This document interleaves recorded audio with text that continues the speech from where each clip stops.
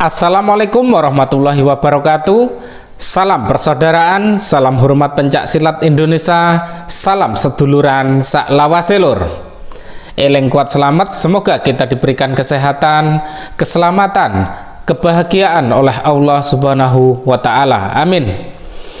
Oke, semoga dulur-dulurku yang masih dalam bekerja diberikan kelancaran, yang masih dalam perjalanan diberikan keselamatan, dan yang masih dalam sakit diberikan kesehatan. Amin. Oke, pada kesempatan kali ini saya akan membahas yang mungkin di luar pencak silat. Saya ingin membahas yang mungkin ini sedikit menyangkut tentang agama ya dulur-dulur, sesuai yang saya yakini. Dan khususnya ini untuk saudara saya dan teman-teman semuanya yang beragama Islam ya dulur-dulur. Oke, saya akan membahas tentang rokok. Nah, tentunya dulur-dulur semua dan secara umum masyarakat di Indonesia ini 75% adalah perokok, seperti itu dulur-dulur ya. Nah, saya akan membahas tentang hukum rokok dan juga bahaya rokok ya, seperti itu dulur-dulur. Kita tahu bahwasanya kita itu sebagai orang pencak silat itu selalu ditanya sama pelatih kita, sama senior kita di waktu kita mengikuti pencak silat, mengikuti organisasi pencak silat. Nah, tentunya selalu ditanyakan, ngerokok enggak? Mas, ngerokok enggak mas?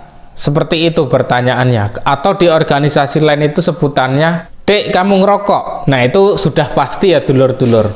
Intinya rokok itu selalu dipertanyakan di setiap organisasi pencak silat. Nah, yang saya herankan, yang bertanya pun juga merokok. Jadi apa gunanya menanyakan saudara baru atau siswa baru ngerokok atau enggaknya? Ini sebenarnya tidak ada fungsinya ya dulur-dulur untuk menanyakan rokok atau enggak. Sedangkan rokok itu memang kita harus akui bahwasanya perokok dan yang tidak merokok itu berbeda ya dulur-dulur. Misalnya dari nafasnya, ketika kita latihan, ketika siswa latihan, siswa yang merokok dan siswa yang tidak merokok itu tentunya dari segi nafas itu berbeda. 2 jam gerak, si perokok pasti udah itu nafasnya udah menges-menges, bahasanya seperti itu. Kalau lelahnya sih sama saja, cuman nafasnya yang berbeda. Tapi kalau yang tidak perokok itu nafasnya ya biasa saja, seperti itu ya dulur-dulur. Kalau lelah ya sama, manusiawi kalau lelah. Akan tetapi terlihat dari nafasnya, denyut jantungnya itu terlalu cepat kalau yang perokok. Kalau yang tidak merokok itu ya standar lah, biasa seperti itu.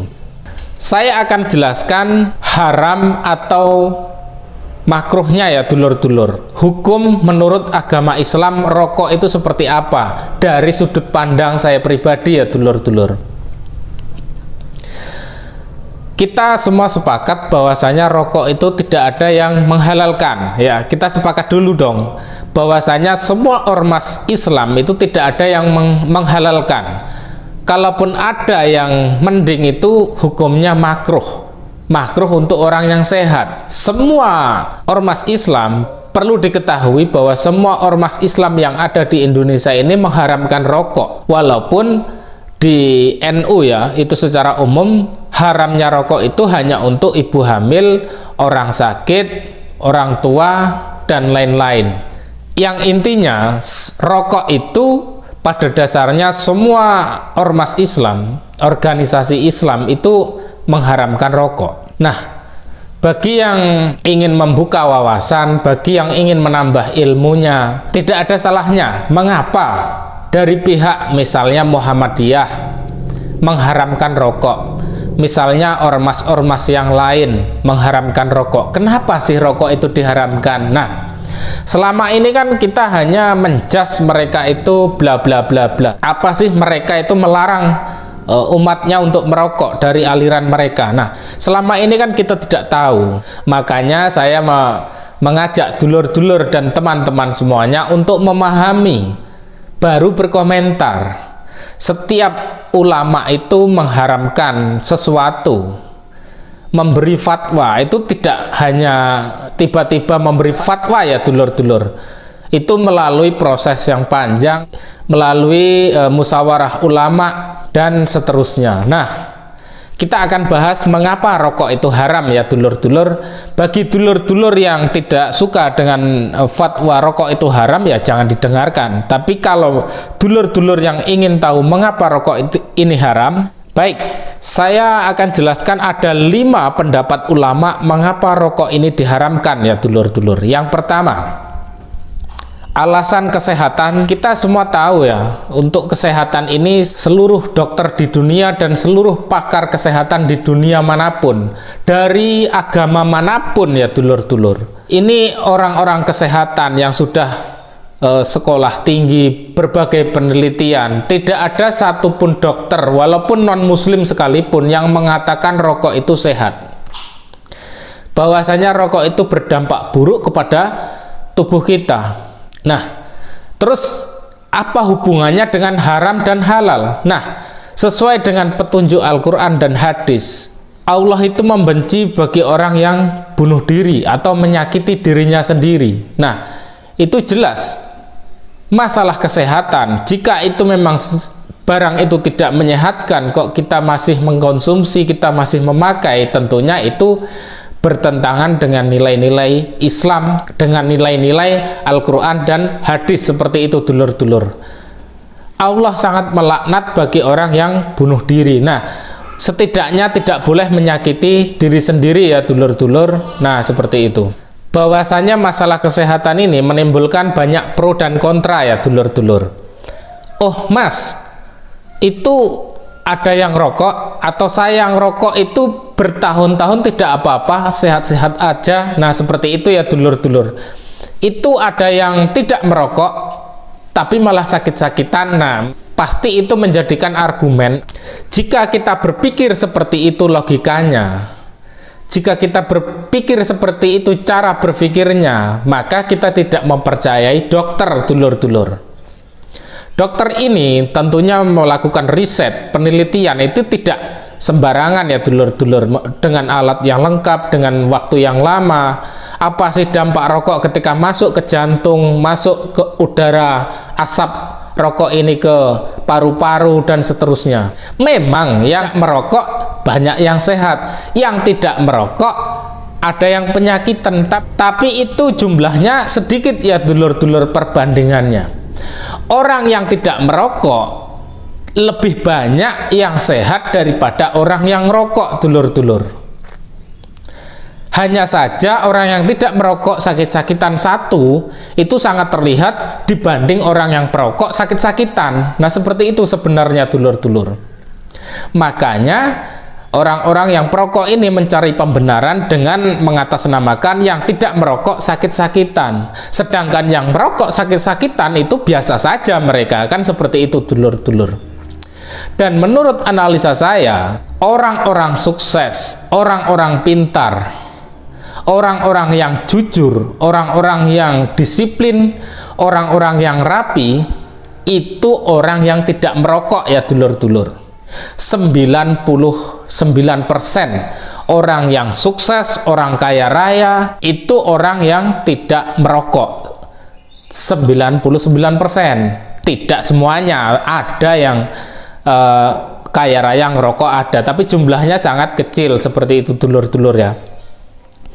Oke, kita lanjut. Yang kedua adalah boros. Mengapa para ulama mengharamkan rokok itu haram?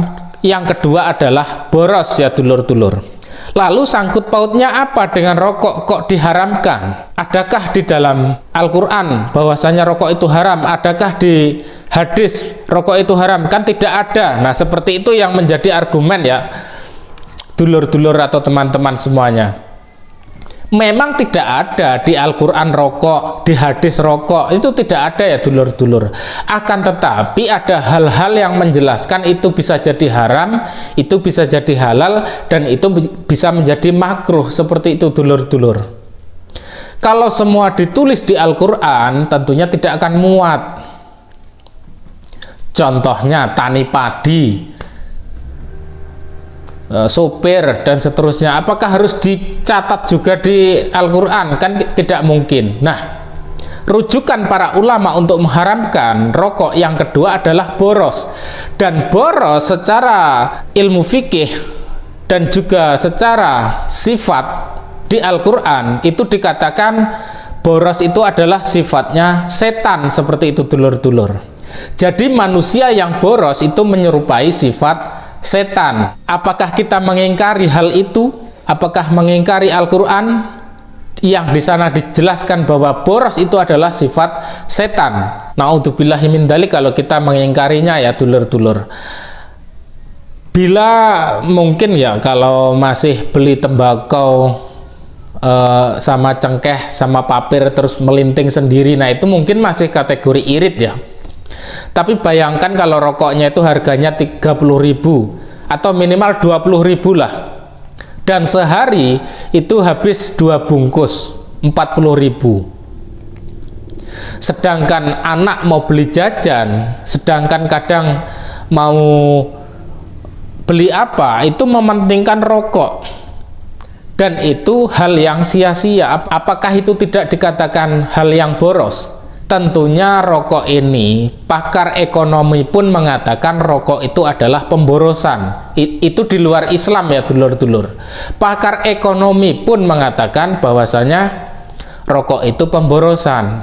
Loh mas, kalau memang itu dikatakan boros, mengapa pemerintah membiarkan? Mengapa pemerintah melegalkan rokok? Nah, itu beda lagi ceritanya ya dulur-dulur. Karena negara ini bukan agama tertentu saja, bukan hanya Islam saja ya dulur-dulur. Di Indonesia ini khususnya ini ada 5 atau 6 agama.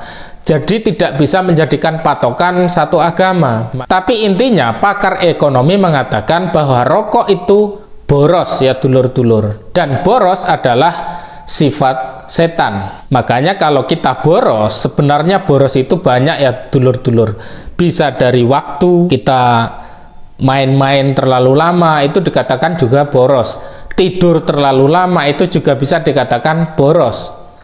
Beli baju yang berlebihan itu dikatakan boros. Nah, boros ini bukan hanya makanan, bukan hanya barang, tapi bisa juga dengan waktu, bisa dengan segala hal. Yang intinya yang berlebihan itu dikatakan boros.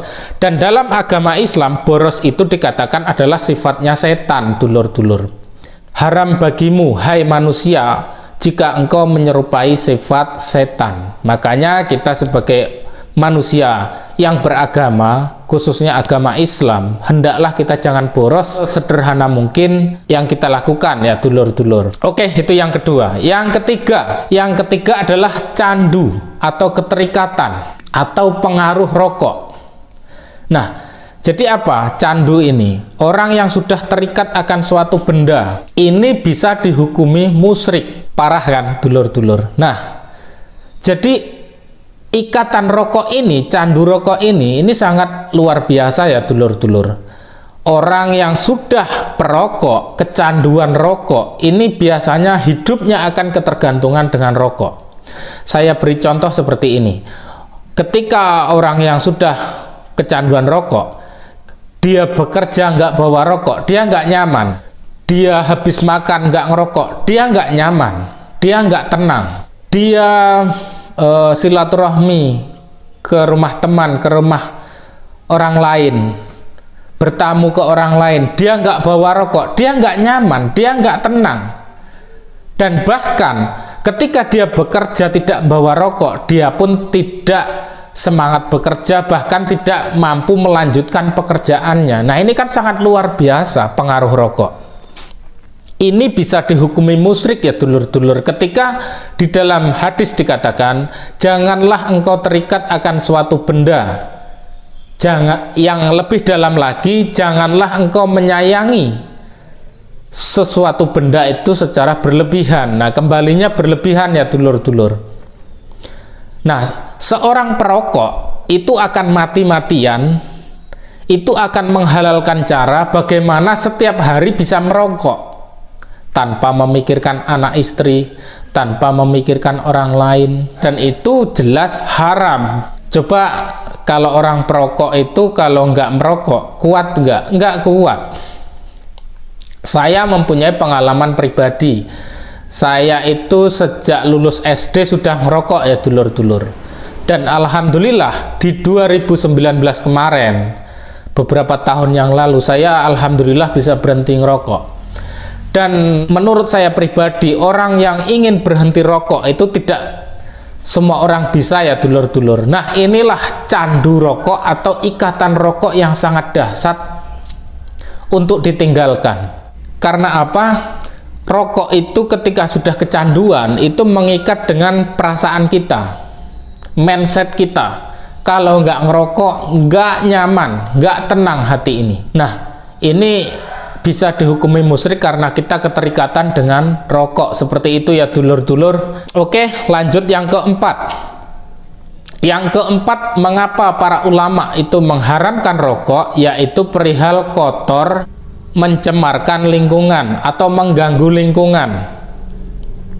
Nah, mengganggu lingkungan ini seperti apa? Seperti ketika kita merokok, orang perokok itu kalau di dekatnya ada bayi, ada orang yang sakit, atau ada orang yang memang alergi rokok, seperti itu mengganggu lingkungan ya dulur-dulur. Kemudian kotor. Nah, walaupun seperti serajin-rajinnya orang, kalau merokok itu tidak bisa rajin ya dulur-dulur. Serajin-rajinnya orang, serapi-rapinya orang, kalau dia ngerokok dia tidak bisa rajin dan tidak bisa rapi. Entah itu rumahnya, entah itu pakaiannya, kadang-kadang malah ada pakaiannya yang bolong terkena rokok. Nah, mengapa kotor ini menjadi rujukan haram? Di dalam Al-Quran, di dalam hadis dikatakan, ketahuilah bahwa tempat-tempat setan itu bersarang adalah di tempat-tempat yang kotor. Nah, setan dan jin itu suka berada di tempat yang kotor, dan barang yang kotor itu sangat disukai setan dan jin ya dulur-dulur. Makanya para ulama itu mengharamkan, salah satunya yang keempat adalah kotor dan mencemari dan mengganggu lingkungan, seperti itu. Dan yang terakhir, yang kelima, itu adalah asal usul tembakau. Asbabun nuzul tembakau diciptakan, dan ini yang menjadi inti ya dulur-dulur, bahwasanya beberapa riwayat dikatakan tembakau ini asal muasalnya diciptakan di bumi ini adalah dari kencing jin. Inilah mengapa para ulama mengharamkan rokok, karena tembakau itu sendiri itu dari kencing jin. Makanya dalam penelitian, semua binatang, babi contohnya, itu semua tumbuh-tumbuhan dimakan, kacang, kedelai, apapunlah dimakan, kecuali satu, yaitu tembakau. Serakus-rakusnya babi pun tidak mau makan tumbuhan tembakau. Kita sebagai manusia itu sangat suka dengan tembakau bagi yang sudah kecanduan perokok ini. Nah, asbabun nuzul, asal usul tembakau diciptakan dari kencing jin, dan jin atau setan ini tentunya adalah musuh manusia yang nyata bagi setan dan jin yang tidak beriman atau tidak bertakwa kepada Allah.